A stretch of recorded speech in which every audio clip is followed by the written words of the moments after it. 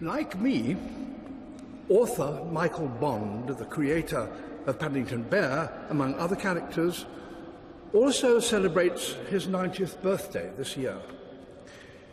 Here are his reflections on the 1926 vintage and the passing of the years. I was born on January the 13th, 1926. My mother took one look at the scales and decided to call it a day. I weighed over 11 pounds. So I was destined to be an only child at the outset. As a precaution, she stood me in a bowl of Tidman's sea salt to stop me going bandy with the weight, and it seems to have worked.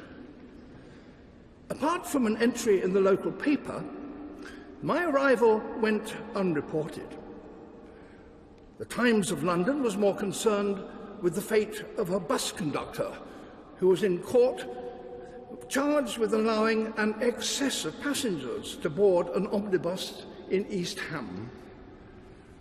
They swarmed on before I had a chance to count them, was his plea. Things have moved at a different rate since those days. I was fortunate enough to be brought up in a house where books were part of the furniture. My mother was such an avid reader that she wrote to authors to thank them and, in the same letter, ask if they would make the next book a little longer.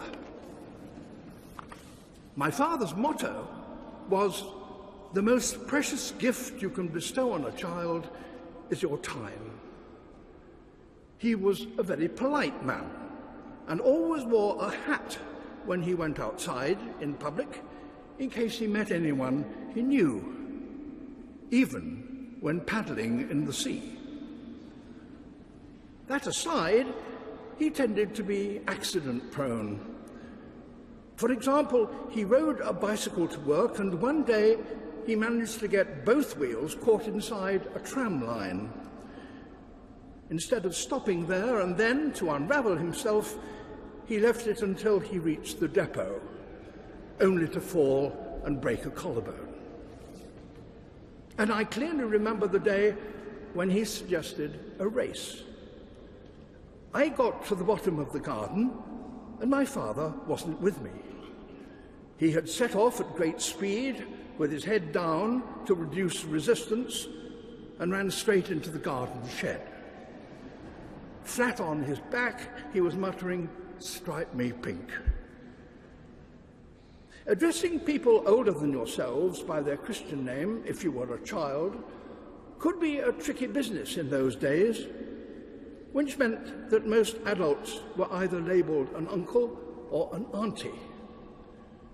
Owing to the horrendous casualties in the First World War, there were far more of the latter, and because most of them led lonely lives, I was frequently invited to stay while I was growing up. It was a mixed blessing. There was Auntie M, who insisted on giving me a daily bath. She smoked endless cigarettes while she was doing it, and the ash used to fall all over me. Then there were two aunts who kept a dog kennel near Newbury's Green Common. Auntie Anne, who brought up everyone to attention whenever the national anthem was played on the radio, and Auntie G, who was stone deaf. The latter loved going to the cinema, and as she was unable to lip-read from the picture on the screen, Auntie Annie took a torch and shone the light on her own lips instead, as she read the words out loud.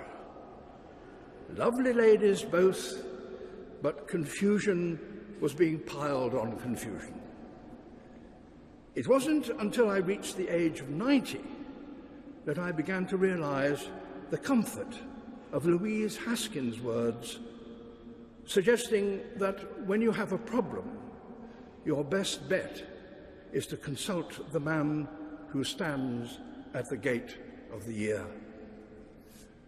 Truly, if you put your hand into the hand of God, that shall be to you better than light and safer than a known way.